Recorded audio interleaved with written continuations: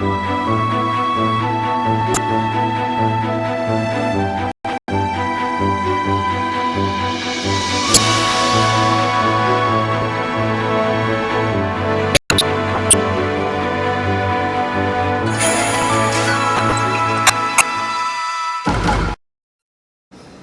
menuju berita yang pertama. Di pertengahan tahun ini, SMA Negeri 3 Surakarta sedang kedatangan mahasiswa yang sedang mengikuti program studi calon guru yang biasa disebut PPL. Berikut wawancara kami dengan salah satu mahasiswa yang sedang mengikuti program tersebut. Pak, selamat siang. Sebenarnya ini mau interview sedikit. Apa itu sebenarnya PPL?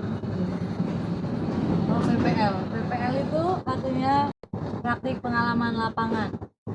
Di sini kami berlatih mengajar seperti guru-guru pada umumnya. Nah, kita latihan di sini untuk mendapat pengalaman-pengalaman yang akan digunakan dalam mengajar kelas nanti.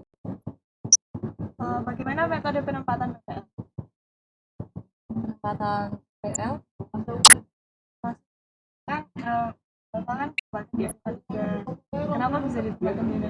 Oh ya, itu berdasarkan tempat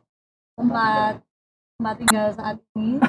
Nah, misalnya kos nih, buatannya di dekat kos sama IPK, berdasarkan IPK juga.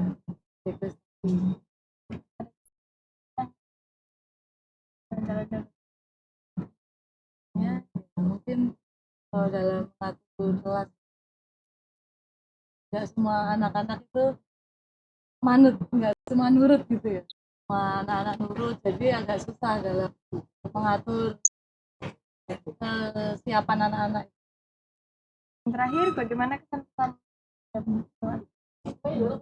Tiga ya seperti dikatakan orang-orang ya, yang RSB muridnya pintar-pintar, jelas ya, oke lah, baik saya kira ya, baik dalam belajar itu cepat bisa. Hanya juga semuanya sama, menyenangkan. Masuk ke berita selanjutnya. Untuk meningkatkan efisiensi belajar siswa SMA Negeri 3 Surakarta, khususnya untuk kelas 12 yang akan menempuh ujian nasional 2013, SMA Negeri 3 Surakarta Program Akselerasi maupun RSPI mengadakan program jam tambahan untuk membantu siswa dalam belajar lebih lanjut. Berikut ini adalah wawancara bersama guru dan ketua program akselerasi beserta pendapat siswa akselerasi tentang adanya jam tambahan untuk saat ini. Menurut saya tambahan siang itu kurang efektif karena waktu siang itu kami para siswa sudah pada lelah. Ada yang menganggap tambahan siang itu bermanfaat, sangat efektif, namun menurut saya itu kurang efektif. Saran saya itu buat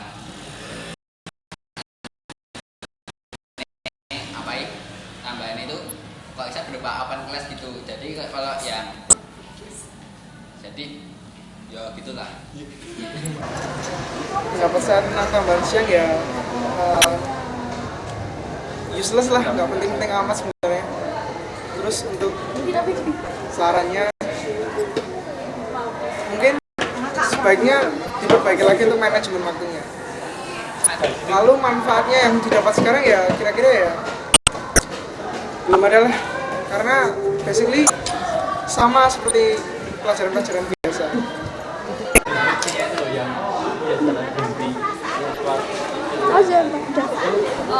Menurut saya jam tambahan siang itu bagus ya untuk siswa. Soalnya kan kita kadang-kadang kurang latihan soal, jadi dengan adanya jam tambahan siang kita tuh bisa lebih mudah mengaplikasikan apa yang kita pelajari di kelas dalam soal-soal yang biasanya diberikan guru waktu tambahan siang. Harapan untuk kedepannya sih jam tambahan siang itu dioptimalkan lebih lagi, soalnya kadang-kadang kan ada jam kosong ataupun yang nggak ngajar, jadi jamnya ketukar-tukar, jadi kalau bisa lebih optimal lagi untuk pengaturan jadwalnya sama pengaturan materi.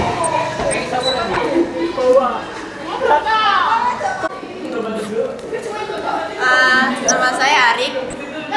Menurut saya tambahan jam siang itu ada ada baiknya tapi juga ada buruknya. Baiknya kita terutama buat anak asal bisa mengejar pelajaran yang tertinggal dari yang lainnya, juga bisa menambah materi dengan lebih cepat. Tetapi pengaruh buruknya, pertama, siswa itu biasanya udah capek, udah ngantuk, pengen segera pulang. Akibatnya kita nggak memperhatikan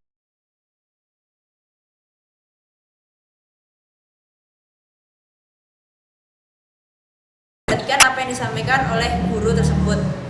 Setelah itu manfaatnya ya seperti yang saya katakan tadi, jam siang bisa memperdalam pelajaran yang mungkin di jam-jam KBM biasanya belum tersampaikan, bisa disampaikan pada saat jam siang. Tapi itu menurut saya jam siang itu juga lebih efektif daripada ulangan siang atau ulangan pagi. Selanjutnya, harapan ke depan, sebaiknya jam siang itu dibuat semenarik mungkin supaya siswa tetap bersemangat untuk mengikuti pelajaran dan tidak mengantuk. Selamat siang Pak Iwan. Hari ini saya akan mewawancarai tentang jam tambahan. Yang pertama, kenapa diadakan jam tambahan dan apa saja keuntungannya? Konsep awalnya sebenarnya untuk tambahan siang ini yang jelas merupakan program yang sudah kemarin kita programkan, kita jalankan juga sejak beberapa tahun yang lalu, yaitu utamanya untuk satu menambah atau penguatan materi bagi siswa. Sekarang tetap kita adakan dengan pertimbangan bahwa ternyata untuk jam pelajaran akselerasi kan juga dikurangi. Dulu kan sehari 9 jam, sekarang sehari 8 jam, makanya untuk program tambahan siang tetap kita adakan. Tujuannya salah satunya tadi untuk penguatan materi siswa. Kemudian Kementerian Pendidikan sudah menetapkan bahwa jam pelajaran itu hanya sampai 8 jam. Tapi apa dibolehkan untuk menambah jam pelajaran? Iya, boleh sebetulnya itu untuk kelas akselerasi dan realisasi itu menambah sebanyak 6 jam pelajaran. Sebetulnya kan strukturnya itu cuma 38, kita tambah 6 jadinya 44 jam. Untuk siang hari itu kita bolehkan, jadi kalau pagi hari kita maksimal 8 jam, siang hari itu tidak dihitung KPM, tapi kita menyebutnya tambahan jam pelajaran. Gitu ya.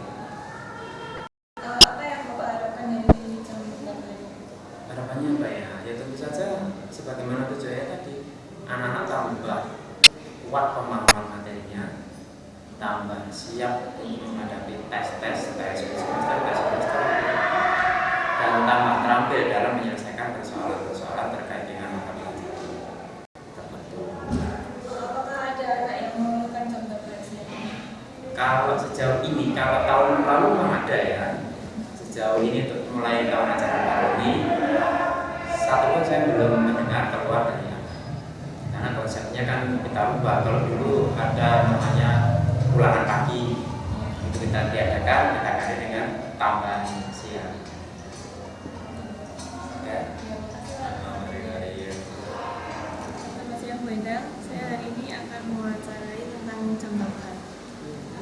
Kenapa diadakan jam tambahan dan apa Kenapa diadakan jam tambahan? apa keuntungannya? Keuntungannya, menurut saya ini jam tambahan untuk sebenarnya untuk akselerasi itu jam tambahan tidak perlu sebenarnya karena anak-anaknya udah pandai. Tapi karena kemarin semester tahun kemarin itu kan untuk matematika itu 9 jam per hari, sedangkan tahun ini itu menjadi 8 jam per hari sesuai dengan sekolah-sekolah di Surabaya. Jadi otomatis karena kemarin itu 9 jam, berarti kan hilang 1 jam. Nah ini perlu kita adakan jam tambahan untuk mengejar mungkin materi-materi yang perlu pembahasan seperti matematika, fisika, kimia, gitu.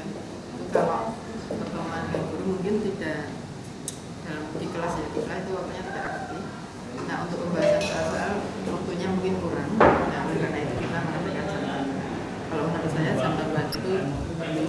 dan ini sesuai dengan permohonan dari beberapa orang tua yang ada masukan dari orang tua untuk minta diadakan jam tambahan. Kenapa? Karena pengalaman mereka di SMP itu kebanyakan SMP itu memberikan tambahan, sedangkan kita kan awalnya dari mereka itu kita mau menjelaskan permohonan dari orang tua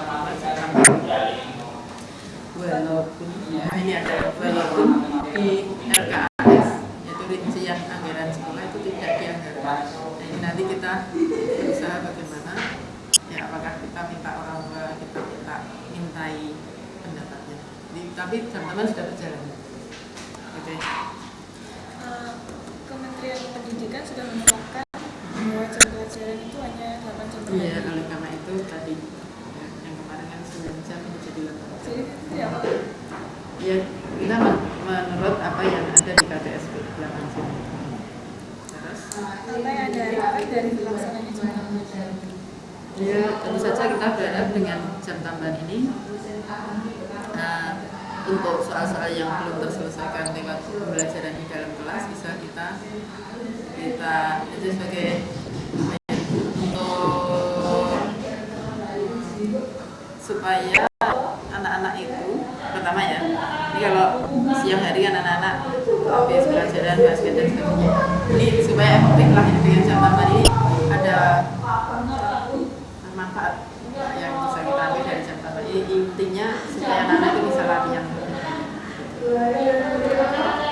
Bagaimana tanggapan ibu tentang anak-anak yang banyak melakukan jam tambahan? Selama ini saya belum mendengar anak-anak selama ini saya belum, dan setelah adanya jam tambahan ternyata banyak orang tua yang memberikan pendapat, ada yang lewat SMS, ada yang langsung ya, kalau mereka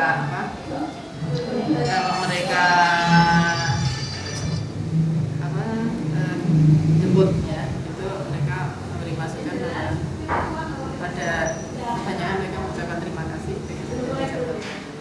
Dan ini saya belum ya, anak-anak belum ada yang belum, dan saya salut kepada anak-anak akselerasi selama jam tambahan ini tidak ada satupun siswa yang bolos. Ini ya tidak ada, jadi absen kita ternyata tidak ada, kecuali kalau ada kegiatan SMEK, ada kegiatan itu izin. Kita masuk ke berita yang terakhir. Kita mengetahui bahwa mantan wali kota kita atau Bapak Joko Widodo mengambil perhatian di segala banyak pihak. Berikut ialah tayangan video aspirasi warga masyarakat akselerasi mengenai beliau. Insinyur Haji Joko Widodo, dia pejabat yang spesial ya, Mestinya pejabat Indonesia ya seperti beliau ya, orangnya jujur, bekerja untuk rakyat, ya maju mengedepankan kepentingan rakyat. Terus apa tadi, setelah pendapat kemudian kemenangan ya, kemenangan saya merasa salut betul ya. Ada istilah bahwa seperti gajah ya, gajah melawan semut, tapi semut bisa menang loh dengan terhadap gajah kan. Orang kalau encon gini kan ya, semut sama gajah menang semutnya kan gitu.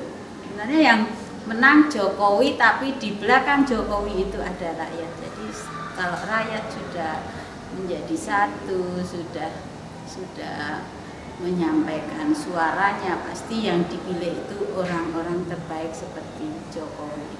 Jadi selamat untuk kemenangan Pak Jokowi menjadi gubernur di daerah khusus ibu kota kan. Jadi orang Solo kan ikut bangga kan ya, ikut bangga. Terus pesannya untuk nanti jadi Gubernur DKI kan dilantiknya mestinya tanggal 7 Oktober, kemudian diundur menjadi tanggal 11 Oktober. Pesannya ya tetap pertahankan pribadi yang seperti itu, yang jujur, bekerja untuk rakyat, ya merakyat itu tetap. Jadi mengandalkan pendekatan kemanusiaan. Nah itu pasti rakyat Jakarta, masyarakat Jakarta akan mendukung betul kepemimpinan beliau, dan semoga Jakarta menjadi lebih baik.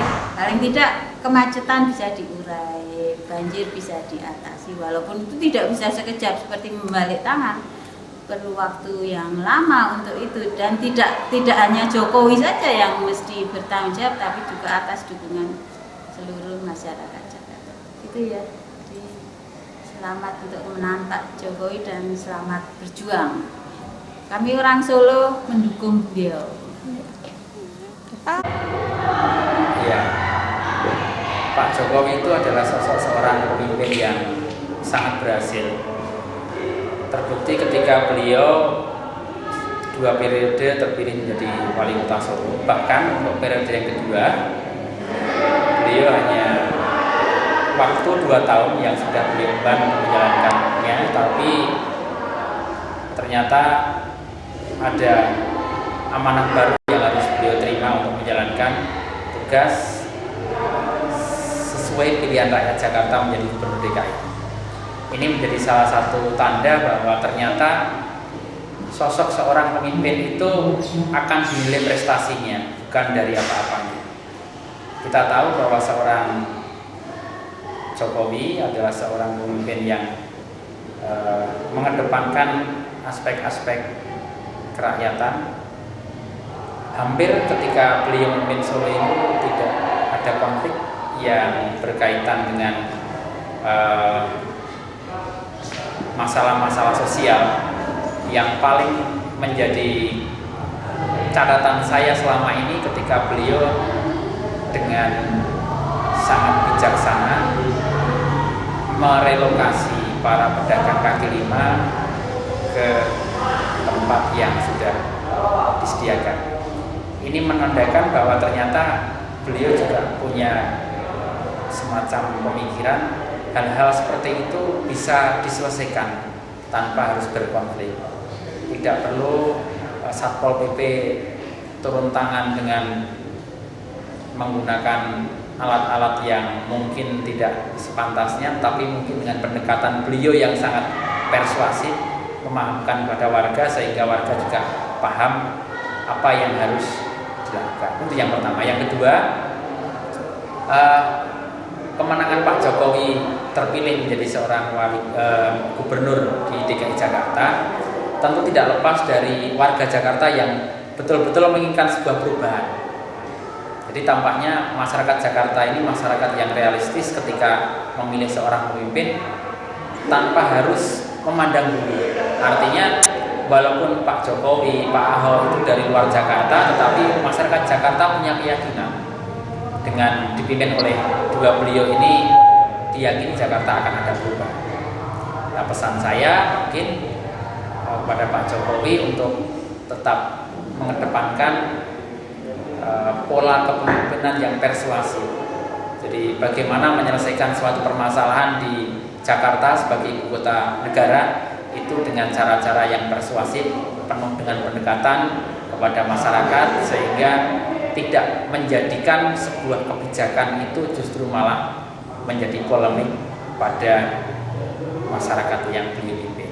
Saya yakin pengalaman di Solo akan cukup memberikan bekal kepada beliau untuk memimpin DKI Jakarta.